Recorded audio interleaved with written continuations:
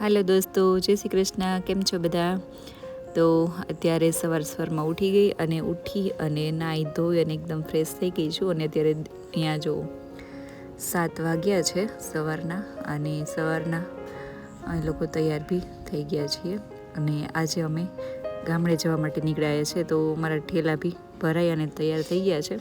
અમારા ગામડે ભાગવત સપ્તાહનું આયોજન છે, તો અમે આજે બધા નીકળીએ છીએ. સાથે ભાઈ ભાભી ને એ લોકો પણ છે.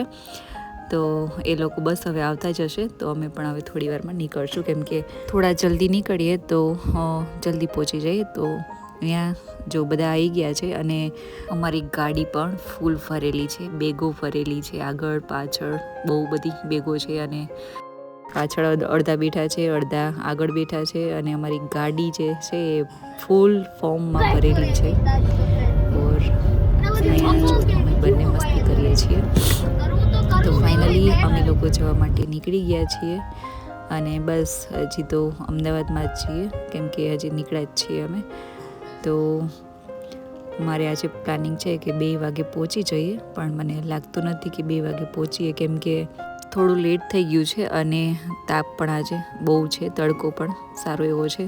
હવે ખબર નહીં બપોરના સમયે કેટલી લૂ અને તાપ પડે. તો ફાઇનલી અમે કારમાં સોંગ વગાડતા જઈએ છીએ. કોપીરાઇટ લાગી જાય એટલા માટે ઓરિજિનલ ઓડિયો મેં નથી રાખ્યો. અને અહીંયા જો બહુ સારા ફોટાસ અમે ખેંચ્યા છે, તો અહીંયા અમે સ્ટોરી બનાવવા માટે ફોટો બી મૂક્યા છે. ઓર બધા જ જો અહીંયા પાછળ બધા ફોનમાં પડ્યા છે. ભાભી ફોનમાં પડ્યા છે, ધૈર્ય ભાઈ પણ મારો ફોનમાં પડ્યો છે, અને આ ભાઈ જો આગળ જોવે છે. અને અમે બે પણ આગળ મસ્તી એકદમ કરીએ છીએ, અને ખૂબ જ એન્જોય કરતાં અમે લોકો નીકળી ગયા છીએ. અને હજી આગળ અમારે જમવાનું પણ છે, તો હવે ખ્યાલ નહીં આગળ ક્યાંક ઉપસું અને બપોરે જમશું બી ખરા. તો ફાઇનલી છોકરાઓને ખૂબ જ ભૂખ લાગી હતી ક્યારની, તો ફાઇનલી અમે લોકો અહીંયા જમવા માટે રહી ગયા છીએ. રાજકોટ અને જામનગર વચ્ચે અમે જમવા માટે રોકાણા છીએ.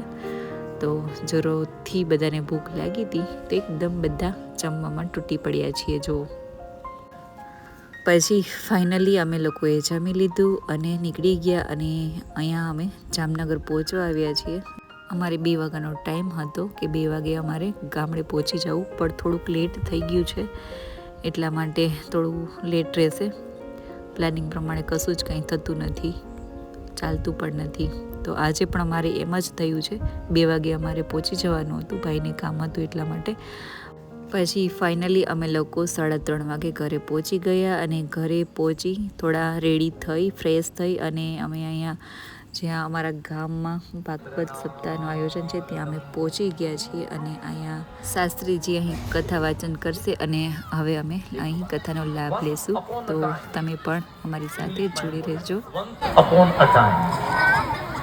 ગુજરાતીમાં શું બોલાય? એક વારો, તોય 4 અક્ષર. પણ સંસ્કૃતનો ક્યારો મારે આંગણ તુલસીનો ક્યારો, મારે આંગણ તુલસીનો ક્યારો, મારે આંગણ તુલસીનો ક્યારો, શાદી કેડા મની સે વાલી છે, બહુ વાલી. જે આહીર ડાયરાની વચ્ચે હું બેઠો છું ત્યારે મને આનંદ થાય છે. આ આહીર ડાયરાની વચ્ચે આ વાતને મૂકતા કે આહીર એનો છોરો જીવનની અંદર યાદ રાખજો, કદાચ બધી સેવાને પડતી મૂકી શકે, પણ જ્યાં ગાયની રક્ષા કરવાની વાત હોય અને ગાયની સેવા કરવાની વાત હોય, ત્યાં આહીરનો સમાજ હંમેશા આગળ હોય છે. આહીરનો સમાજ આગળ હોય છે. મને આપણી આ કથાની તૈયારીઓ ચાલતી હતી એ સમયે નાના વિડીયોઝ મોકલવામાં આવતા હતા.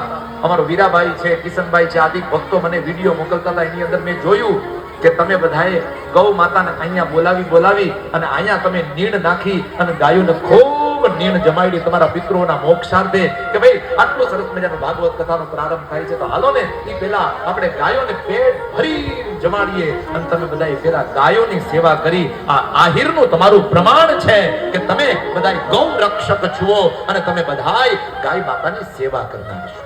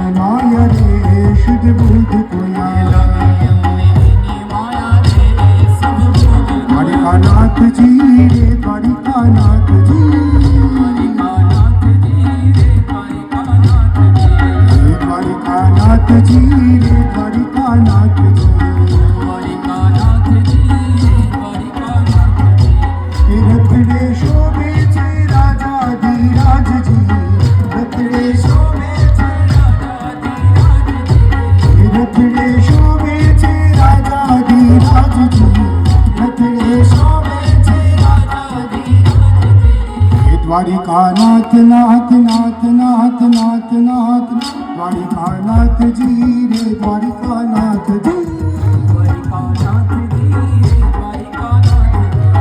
દ્વારિકાનાથ જી રે દ્વારિકાનાથ જી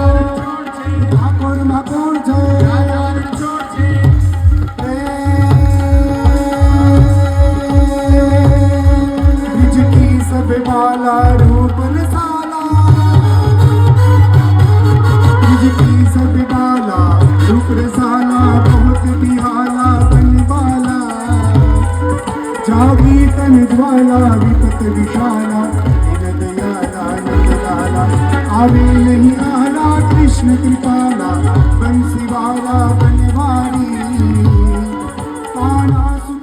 તો ફાઇનલી દોસ્તો કથાનો વિરામ થઈ ગયો છે અને શાસ્ત્રીજીએ ખૂબ જ સરસ મજાની કથા સંભળાવી, રાસ બધાને રમાડ્યા, બધાએ ખૂબ જ એન્જોય કરી. અને જ્યાં સભા મંડપ છે એની એક્ઝેક્ટ સામે જ કૃષ્ણ ભગવાનની સરસ મજાની પ્રતિમા બિરાજમાન है. यहाँ તમે પણ જોઈ શકો છો કૃષ્ણ ભગવાનની અદ્ભુત પ્રતિમા બિરાજમાન है. એકદમ મન મોહી લે ને એવી કાનુડાની મસ્ત મજાની મૂર્તિ છે, જોઈને દિલ ખુશ થઈ જાય એવી મસ્ત મજાની મૂર્તિ છે. અને કથા વિરામ બાદ બધાને પ્રસાદી લઈને જ ઘરે જવાનું હતું, તો અમે લોકો હવે પ્રસાદી લેવા જશું. તો દોસ્તો આજનો મારો બ્લોગ બસ અહીં સુધી. આઈ હોપ આપ સબને પસંદ આવ્યો હશે. તો ફરી મળીશ. જય શ્રી કૃષ્ણ.